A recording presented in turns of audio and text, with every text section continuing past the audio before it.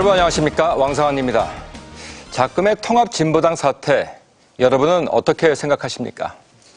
경선에 참여한 비례대표의 전원 사퇴냐, 아니면 진상에 대한 재조사가 먼저냐.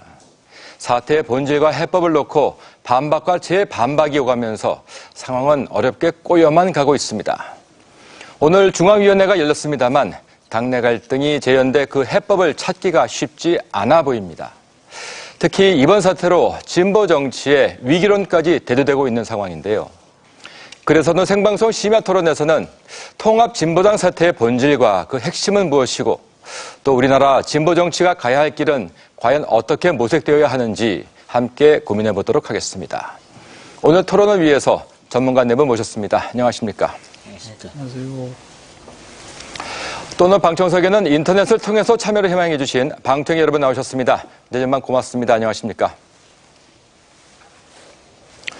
시청자 여러분들도 토론에 참여해 주십시오.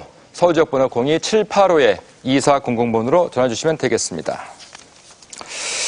네, 19대 총선 비례대표의 경선 부정 의혹, 이번 사태의 빌미가 되었죠. 그래서 지금 상황이 더욱더 커져가고 있는 것 같은데, 먼저 김태희 교수께 질문 드려보도록 하겠습니다. 교수님, 이번 통합진보당 사태 어떻게 보고 계십니까?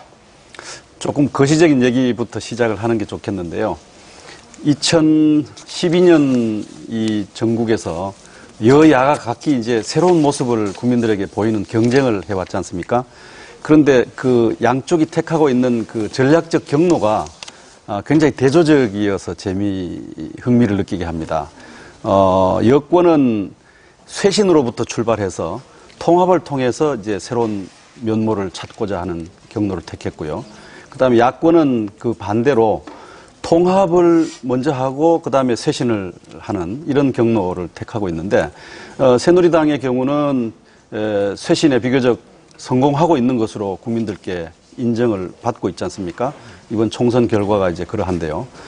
그에 비해서 야권의 경우는 민주당이든 혹은 또 통합진보당이든 통합을 성공하기까지는 했지만 쇄신을 하는데 지금 여러 가지 시행착오들을 겪고 있지 않느냐 하는 것이고요. 이번 통합진보당의 이 당내 이 사태도 역시 그러한 그 통합 이후의 쇄신 과정에서 일어난 여러 가지 과제들을 우리가 지금 목격하고 있는 것이 아닌가 이렇게 생각합니다. 예, 같은 질문 조희연 교수께도 드려보도록 하겠습니다.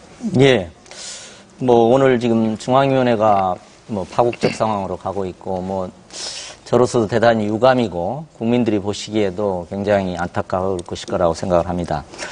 저는 기본적으로는 진보정당은 기존의 정당 정치에서 굉장히 주변적 정당이었습니다. 국민들의 주목을 받고 싶어 했던 정당이었습니다. 그러나 주목을 별로 받지 못했던 정당인데, 이번 선거 이후에 제3당으로서 굉장히 중요한 진보 대중정당으로 전환하는 과정에서 생겨나는 상당한 진통이라고 생각을 하고요. 과거 진보 소수정당이었을 때에 통용되던 관행이 시험대에 오르는 그런 어떤 사건이 아닌가 생각합니다. 저는 이것은 지금 현재로서는 대단히 심각한 위기고 국민들의 지탄을 받을 만한 사안이라고 저는 일단 생각을 하고요. 그럼에도 불구하고 이것을 통해서 쇄신에 성공한다면 저는 국민의 주목을 받는 진보정당 시대가 열릴 수도 있다. 물론 오늘 중앙위원회 진행 과정을 보면 대단히 비관적 생각을 갖고 있습니다만 어쨌든 저는 그런 바람을 갖고 있습니다. 예. 좀 더 구체적으로 질문을 드려보도록 할게요. 김영준 교수님. 네. 이번 사태의 본질이 당내 계파 갈등이라고 보십니까? 아니면은 민주주의 원칙의 훼손이라고 보십니까? 많은 국민들이 평가하는 부분은 이번 사건에 대해서 굉장히 충격을 받은 거는요. 그동안 이제 진보 진영에서 얘기했었던 핵심적 가치는 크게 세 가지 아닙니까? 민주주의, 인권, 도덕성. 이 부분이 굉장히 중요한 가치로 얘기를 했었는데 이 세 가지 전부 다가 와야 됐습니다. 다시 얘기해서 선거의 가장 중요한 요소